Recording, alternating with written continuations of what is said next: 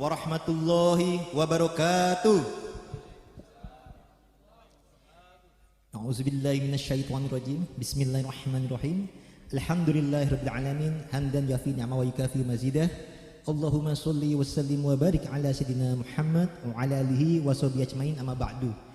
Yang kami hormati dan kami muliakan Sohibul Bait Kiai Gus Abbas Buntet, dan juga kakanda kami Kiai Madin Usman Al-Bantani, guru kami Syekh Ahmad bin Hasan dari Megu, dan ini juga banyak ada Tengku Kori, sahabat kami dari Aceh jauh-jauh ke mari, dan juga ada Kang Mas Panji, keluarga Jogja lumayan banyak nih, ada Kang Mas Panji, dan Dipyo dari keluarga Alap-Alap Mataram juga yang hadir, dan juga ada juga ini mohon maaf banyak saudara-saudara kita dari berbagai jalur, dari Jawa Timur ada, Kalimantan ada, Mbah Mufid juga ada. Dan untuk mempersingkat waktu, intinya semuanya kami hormati, kami cintai, kami muliakan. Mohon maaf apabila tidak menyebut satu-satu. Alhamdulillah wa syukurillah, kita hari ini berkumpul menyambung silaturahim di Buntet Cirebon. Acara nanti akan adalah kongres yang pertama Perjuangan Wali Songo Indonesia, terkait dengan juga Laskar Sabilillah. Laskar Sabilillah ini mengandung dua makna. Jadi perjuangan di jalan Allah, tapi juga merupakan singkatan dari 9 aulia Allah. Jadi artinya ini ada unsur Wali Songonya, dan Wali Songonya ini ada unsur perjuangan di jalan Allah. Jadi mengandung makna melanjutkan perjuangan Wali Songo di masa kekinian dalam perjuangan di jalan Allah.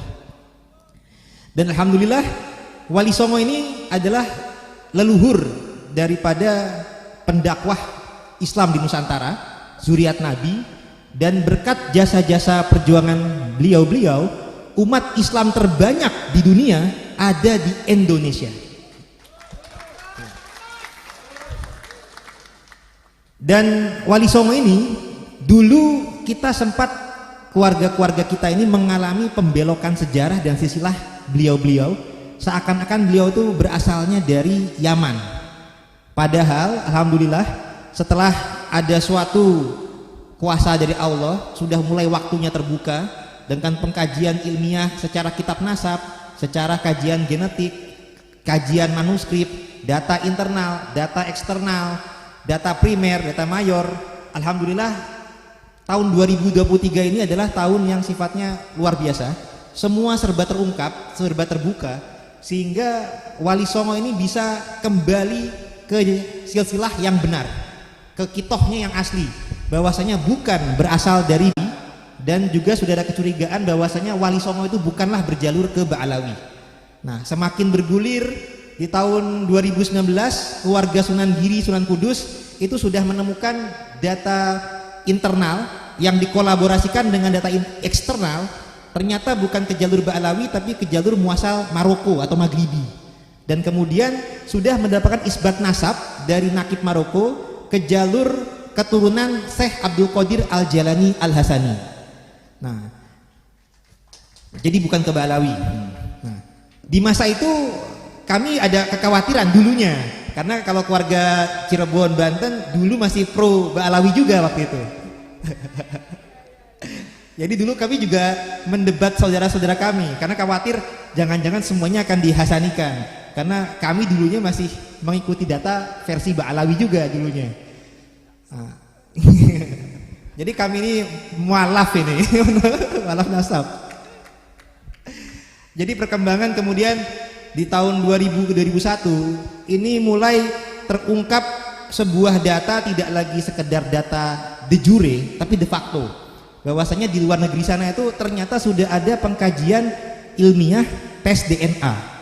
Nah, ternyata itu sudah lama, dari tahun 2000, bahkan di YouTube-nya itu dari tahun 2012 sudah ada informasi, tapi kita ini baru tahu sekitar 2020-2021, itu baru tahu. Ternyata dari situ kita mengetahui keluarga Wali Songo berbeda jalur dengan keluarga Ba'alawi muasal Yaman. Dulu kita kedepankan husnuzon, tapi ketika sudah mengetahui kebenaran, kita apabila tetap bertahan kepada yang salah akan menjadi dosa. Jadi kita berupaya untuk meluruskan sejarah dan silsilah. Jadi ternyata dari penemuan di tahun tersebut ternyata ditemukan para habaib Ba'alawi muasal Yaman genetiknya adalah keturunan Yahudi Khazar Trah Kaukasus yang suka banyak bikin kasus di negeri ini ternyata.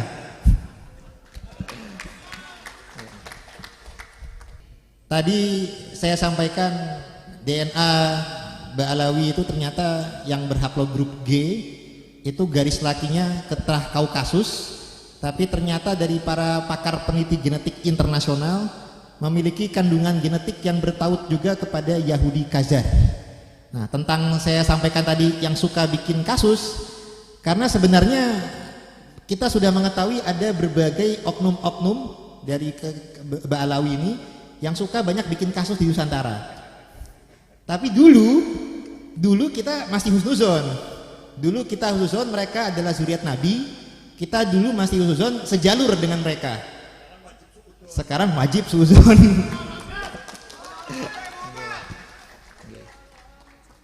Dari dulu kita merasa ada juga lah saudara-saudara kita yang takut kualat misalkan untuk meluruskan mereka. Padahal ini sepakat, saatnya sudah terbalikkan. Dengan adanya Laskar Sabilillah, sudah waktunya mereka yang harus takut kualat kepada Kiai Nusantara, kepada keluarga Wali Songo, kepada para laskar dan para pejuang.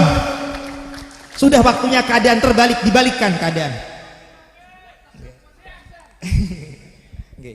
Jadi ternyata kita dulu sudah tahu kekurangan-kekurangan atau kasus-kasus yang mereka bikin. Bahkan ternyata setelah kita kaji sejarah, itu sudah ada kasus dari abad ke-18.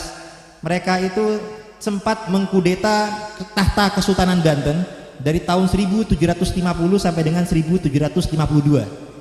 Di abad 19 1800, salah satu oknum mereka yakni Mufti Betawi Habib Usman bin Yahya mengeluarkan fatwa yang bertentangan dengan para fatwa kiai atau ulama Nusantara.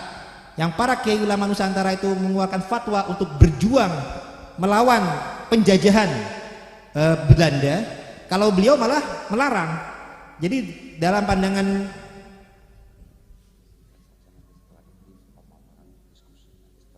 Oke, siap, baik, saya persingkat karena nanti ada pemaparan lagi. Tapi intinya dari zaman ke zaman, intinya mereka banyak bikin kasus. Dulu kita karena husnuzon, karena kalau perilaku bangsa Nusantara itu mengedepankan husnuzon dengan baik sangka. Bangsa kita adalah bangsa yang ramah. Tapi kalau mereka macam-macam marah-marah, kita juga siap membalas. Jadi alhamdulillah wa syukurillah, nanti juga akan kita kaji dalam pertemuan kali ini dari kajian sejarah, kajian genetik, kajian nasab dari berbagai pakar yang kami isi seminar. Intinya di sini memberikan sambutan. Kami mengucapkan terima kasih yang sebesar-besarnya kepada para sohibul bait, kepada saudara-saudara kami, kepada para kiai, pada para alim ulama, juga dari para ibu-ibu, saudara-saudara. Terima kasih semuanya telah hadir. Di sini akan menjadi perjuangan kita bersama-sama yang insya Allah akan tercatat dalam sejarah Nusantara. Perjuangan kita ibaratnya kalau misalkan berjalan masing-masing akan ibaratnya lidi yang mudah dipatahkan. Tapi ketika kita bersama-sama berkumpul di sini, ini akan menjadi efek domino persatuan di mana-mana, akan terikat menjadi suatu kesatuan, sehingga meskipun dulunya kita dianggap lemah, lidi yang gampang dipatahkan tidak akan mudah dipatahkan. Jadi sekian dari kami, nanti kita lanjutkan kembali. Lebih kurangnya mohon dimaafkan. Wallahu muwaffiq ila aqwamit thoriq. Assalamualaikum warahmatullahi wabarakatuh.